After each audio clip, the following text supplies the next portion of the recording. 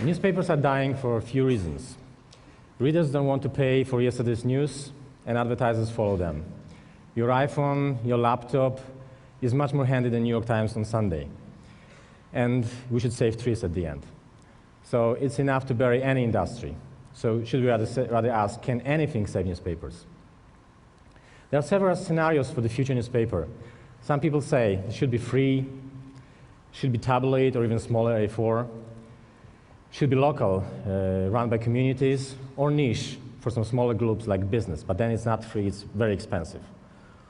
Should be opinion-driven, less news, more views, and we rather read it during breakfast, because later we listen to radio in a car, check your mail at work, and in the evening you watch TV. Sounds nice, but this can only buy time. Because in the long run, I think there's no reason, no practical reason for newspapers to survive. So what can we do? Let me tell you my story. 20 years ago, Bonnier, Swedish publisher, started to set newspapers in a former Soviet bloc. After a few years, they had several newspapers in Central and Eastern Europe. They were run by an experienced staff with no visual culture, no budgets for visuals. In many places, there were no even art directors. I decided to work for them as an art director. Before I was an architect, and my grandmother asked me once, "What are you doing for a living?" I said, "I'm designing newspapers."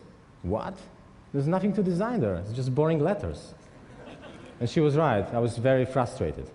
Until one day, I came to London and I've seen performance by Cirque du Soleil. And I had a revelation. I thought, these guys took some creepy, run-down entertainment and put it to the highest possible level of performance art. I thought, oh my God, maybe I can do the same with these boring newspapers. And I did. We started to redesign them one by one. The front page became our signature. It was my personal, intimate channel to talk to the readers. I'm not going to tell you stories about teamwork or cooperation. My approach was very egotistic. I wanted my artistic statement, my interpretation of reality. I wanted to make posters, not newspapers, not even magazines, posters. We were experimenting with type, with illustration, with photos, and we had fun. And soon it started to bring results. In Poland, our pages were named covers of the year 3 times in a row. Other examples you can see here are from Latvia, Lithuania, Estonia, the Central European countries. But it's not only about the front page.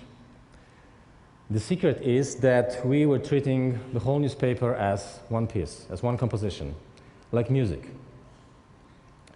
And music has a rhythm, has ups and downs. And designer is responsible for this experience. Flipping through pages is reader's experience, and I'm responsible for this experience. We treated 2 pages, all spreads, as a 1 page, because that's how readers perceive it. You can see some Russian pages here, which got many awards on the biggest infographic competition in Spain. But the real award came from Society for Newspaper Design. Just a year after redesign of this newspaper in Poland, they named it the world's best design newspaper. And 2 years later, the same award came to Estonia. Isn't it amazing? What really makes it amazing, that the circulation of these newspapers were growing too. Just some examples. In Russia, +11 after 1 year, +29 after 3 years after redesign. Same in Poland, +13 up to 35% rates of circulation after 3 years. You can see on a graph, after years of stagnation, the paper started to grow just after redesign. But the real hit was in Bulgaria, and that is really amazing. Did design do this? Design was just a part of the process. And the process we made was not about changing the look, it was about improving the product completely. I took an architectural rule about function and form and translated it into newspaper content and design. And I put a strategy at the top of it. So first you ask the big question, why we do it, what is the goal? Then we adjust the content accordingly, and then usually after 2 months we start designing. My bosses in the beginning were very surprised. Why am I asking all these business questions instead of just showing them pages?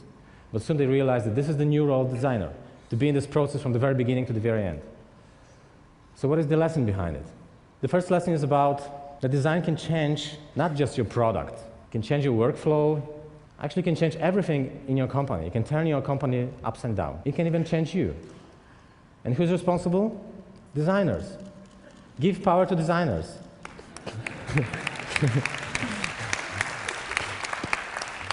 But the second is even more important. You can live in a small, poor country, like me.